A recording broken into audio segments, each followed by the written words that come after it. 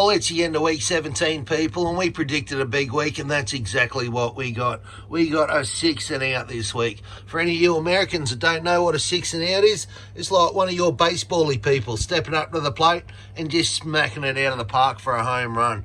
We were starting off with the Tiger Endlers out the front, and we've got the 4 girls out here, so it makes sense. On average, we get one lot of bubs out a week, and that's exactly what we've got. Are we going to expand on the range of Endlers? I don't know. Once we finish stage 1 and we start building stage 2, we'll have a talk about it and see if we're going to expand the range. But at the moment, that's all we've got with the Endlers, is just the Tigers. Why have we only got the one lot? Well, to be honest, when we first started this fish breeding side hustle, I didn't even know Endlers were a thing. So they were a gift from a friend to help get us started, and that's exactly what they've done. They've been going great guns for us. Right, everyone's caught up on the Endlers. Let's move on to the Guppies. Now, when we first started this fish breeding journey, we started with 16 females over 8 different strains.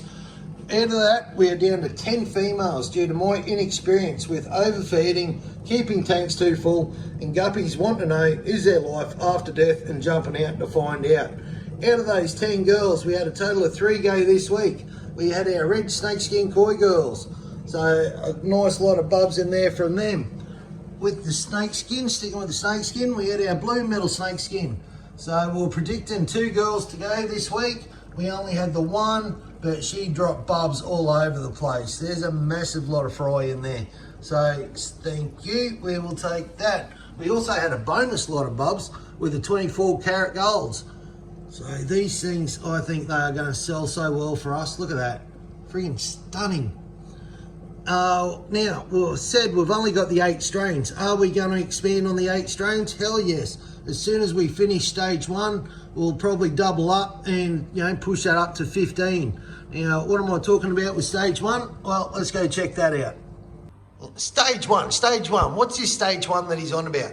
Well, stage 1 is setting the old python breeding room into the new fish breeding room. So what we plan on doing is using these IBCs. You can see I've cut them in half. And we plan on putting like 10 females, 3 to 10, maybe 15 females in each one, and 3 to 5 males.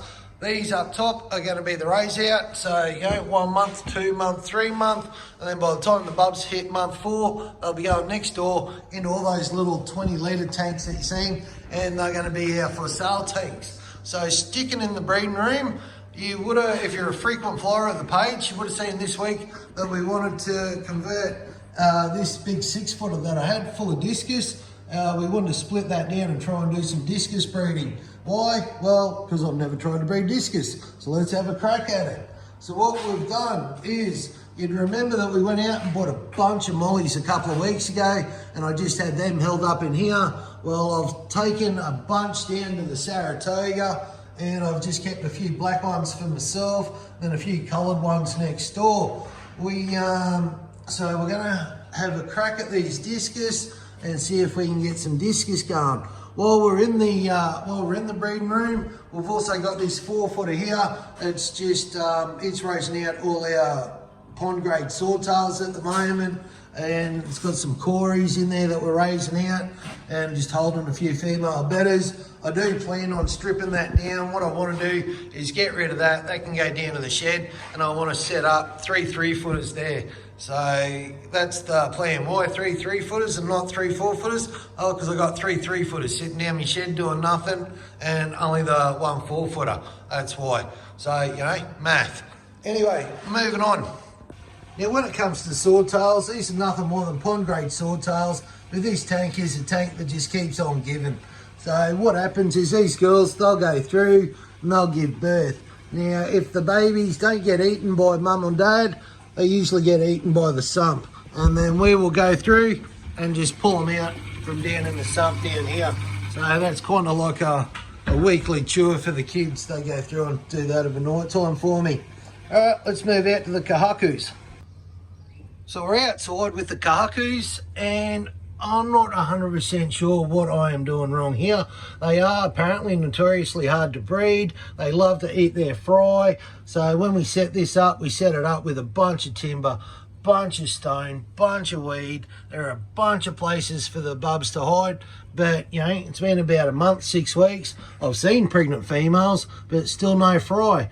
So we're trying the old basket trick. It seems to work with the guppies. If you put a basket in there, the bubs seem to hide out. You know, it's a bit of a hideout to get away from the parents. How come you don't put the parents in the basket and let the bubs fall through? I'm not sure. I did try that way, and it seems to work better in reverse. So, I don't know, science. But that's where we're up to with the kahakus. We're trying our best, and, you know, we'll just keep plugging away until we get them. Right, guys, well, if you have made it this far, please know I really appreciate you all watching. And if you want to do a favour for the channel, you know, give it a like, give it a comment. All right, I'll catch you all next week.